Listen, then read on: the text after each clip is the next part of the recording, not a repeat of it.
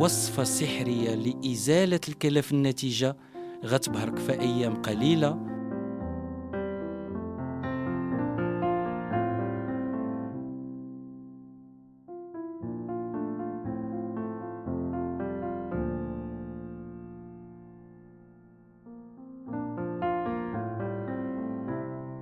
المكونات: لبن الذكر، ماء الورد، نشا الذرة، زيت اللوز الحلو، عسل النحل، مرطب البشرة. طريقة التحضير: كنخدو معلقة كبيرة د لبن الذكر وكنحطوها في علبة زجاجية، ومن بعد كنصبوا عليها 100 غرام د ماء الورد وكنخليوه يتنقع مدة 4 أيام. من بعد كنصفيو وكنخلطوه مع معلقة صغيرة د نشا الذرة. كنزيدو نص معلقة زيت اللوز الحلو زائد نص معلقة عسل. من بعد كنحركوا المكونات مزيان حتى ولاو كريم مجانس.